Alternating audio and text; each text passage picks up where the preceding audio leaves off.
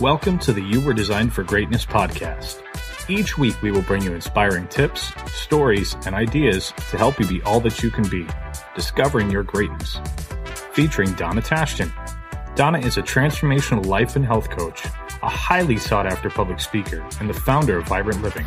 She has helped hundreds find a better life, free of stress and living the greatness they were truly designed for. And now, your host, Donna Tashton.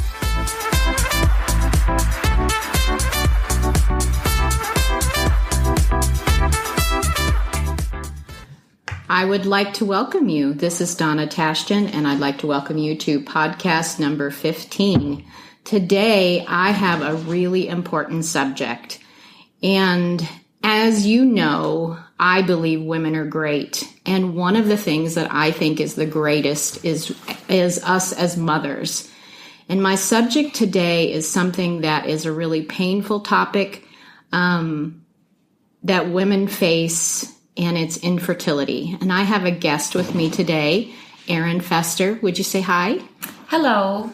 And Erin, tell us a little bit about yourself as your business and what do you do? Sure. I am a real estate agent. I'm also a mother and a wife. So life is busy. We have a teenager in our house and 10-year-old twin girls. We like to stay active and enjoy our community. Great. So this subject of infertility hits home with you. Mm-hmm. And I just thought we would start by you sharing a little bit about your story and your journey in this. Go ahead. I love this topic, Donna, because I think motherhood is something that as girls we all grow up with. Yes. Kind of playing with our dolls. Yeah, defined images of what that's going to look like. And we kind of, dream about marriage and children and parties and just getting ready for it. And you don't think about when that doesn't go how you originally intended it to. So my path to motherhood with all three of my children was not what I dreamed of and nothing I could have dreamed of. My son came very unexpectedly. I was barely out of college and had just started my career with a major accounting firm and had career on my mind and was dating and recently engaged and ended up pregnant, which caused my fiance to decide he didn't want to be a part of that. So I had the loss of that relationship at the same time of discovering, I was pregnant and experienced that pregnancy completely alone and not feeling supported in it. So that was my son. And later when I met my current husband, and we decided to get married and to have children, we found that path again was not going to play out the way that I had intended. I think I went into that thinking, this time I'm doing it the right way and I'm married now and we want a child and we're prepared and we both have good jobs and this will be easy. So our son was 3.5 when we got married. And so we started trying right away and nothing was happening for 6 months. So we started seeing fertility specialists and we went down the path of in vitro and that didn't work. And so then we went down the path of artificial inseminations and that didn't work. And then we used donor sperm and artificial insemination for 9 months and that didn't work. Then we tried in vitro again and that didn't work. And suddenly you're 3-4 years into this process of trying to get pregnant and you just feel like the world's unraveling and, you go to church on Sunday morning and a pregnant woman walks in, and sits in front of you and you just can't keep it together. You just fall for your own lack of, or your own losses. And yet your head's telling you how ridiculous it is and what a bitter, dark place you're in by not feeling joy for someone else and just having a stranger trigger those emotions. Yes. So we ended up getting on an adoption waiting list then, and we did that for a year. And nothing came of that. We went through the whole home study and background checks and kind of the emotional ups and downs of that process. And finally, close to 5 years in, I said to my husband, I can't do this anymore. I'm tired of being unhappy with our family structure the way that it is. We have a beautiful family of 3. Like, that needs to be enough. And so he asked me to try in vitro one last time. And I told him, if we do it this time, I want to use donor sperm. We knew that the issue was kind of maybe largely in his sperm count and mobility and such. And so if my body and my emotions were going to go through the process again, I really wanted it to work. So we did one last attempt, and he was very strong that he wanted us to do half of the fertilization with his sperm and half with donor sperm. So frustrated that we would be wasting half the eggs, we went through the process, and the doctor fertilized half with his, half with mine. You kind of wait, and every day you get a report on how many times the eggs have divided. And, it hadn't worked in the past, so we're just praying, like, let these eggs divide and let something fertilize. And the ones that looked better were the donor sperm ones versus the ones with my husband. But he was adamant, let's try with his eggs that were fertilized. And our doctor's kind of coaching us, like, that's not the smart thing to do. If I have to freeze these and wait until next month to inject the good ones, there's a 50% loss when we thaw them. You don't have many to work with here. But I deferred to my husband's judgment. We implanted 2 embryos that weren't looking great. And those 2 embryos did turn into our twin daughters that are our biological girls. And that's just amazing. Yeah. So tell me a little bit about that whole process over those 5 years. You glossed right over that. I have a feeling there was a lot more going on in that, in your emotions. And what would you share a little bit about how it felt, how your emotions were, even doing the hormone injections, what that does? We know just our monthly cycle without adding all that concept, and then what you might say to somebody. Sure. We learned a lot over that process, and I've learned a lot on the back end too. I do think you need really good emotional support structure. So number one, with your partner that you're going through it with, you guys need to be on the same page. And that doesn't mean on every decision you both agree. It means that you both understand where the other person is coming from. And in that day, in that moment, you can be supportive.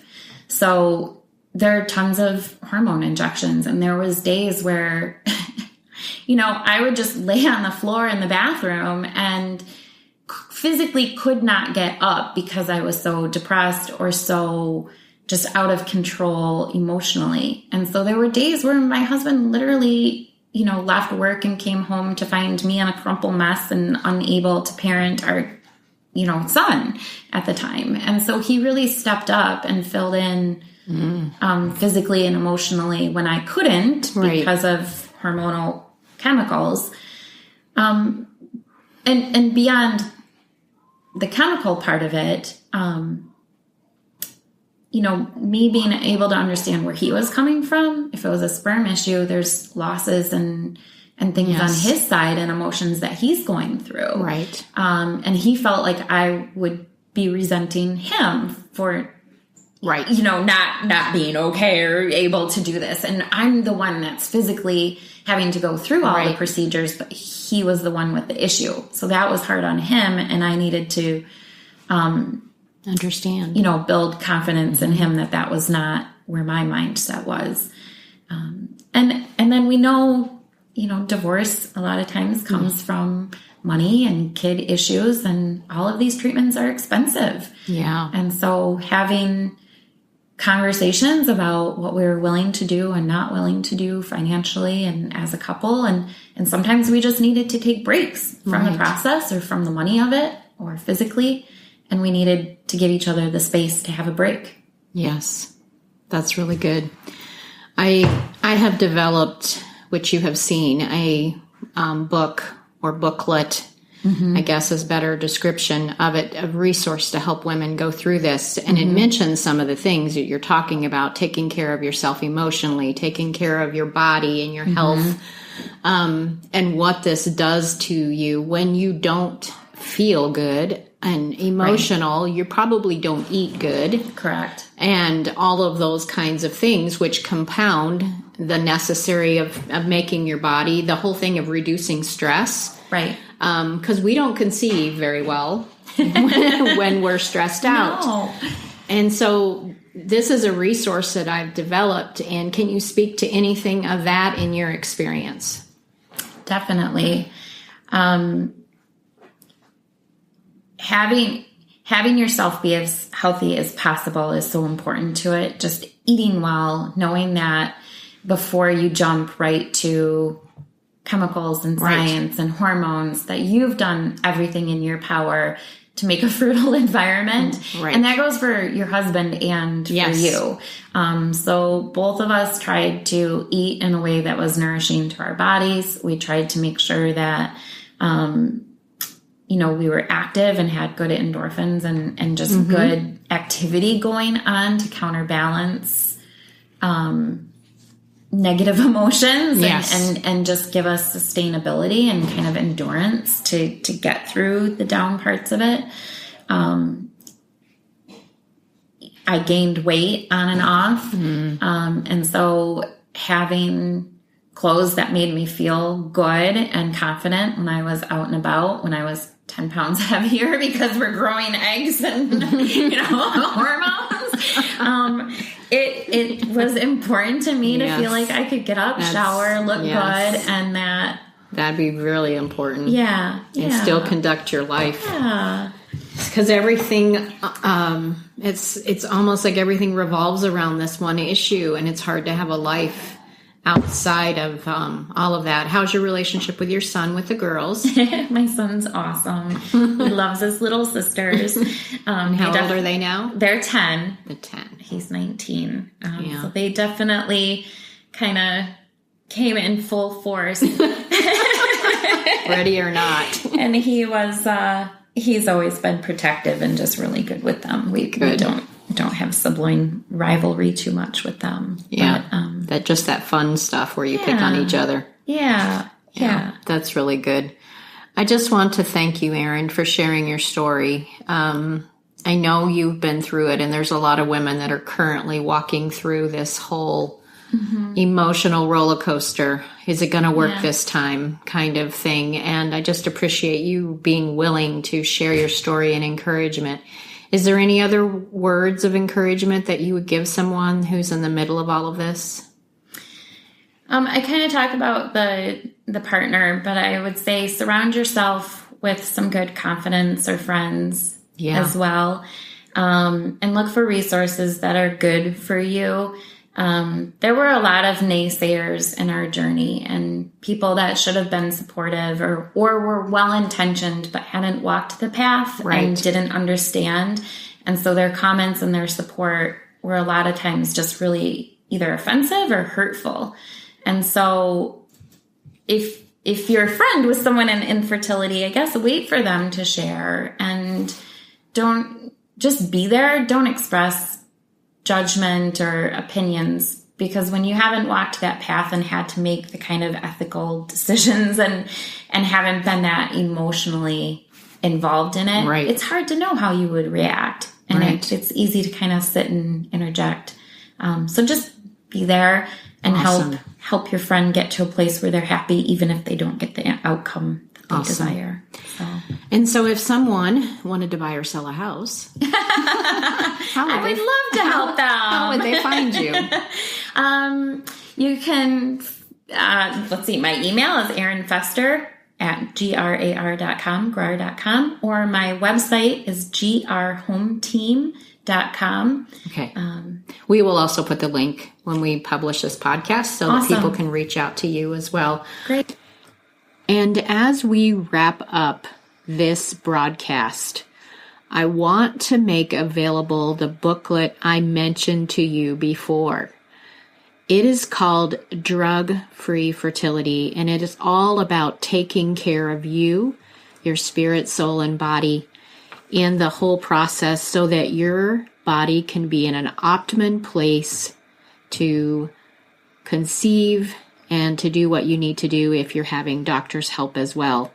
Also, as a coach, I am so passionate about helping women, and I am available also for coaching, for support, for just a conversation. And you can reach out to me however you may be listening to this. You can comment below. You can contact me on all social media platforms. You can email me at iVibrantLiving@gmail.com. And just let me know you would like to receive this complimentary, no strings attached booklet to be able to support you. And so I want to thank you for sharing this podcast with those you love who may be going through this challenge and struggle. And until next time, this is Donna saying live vibrantly. Thank you for joining us on this powerful episode of the You Were Designed for Greatness podcast. Please share this with others who might enjoy it. For more info on Donna Tashton or to contact her, visit iVibrantLiving.com.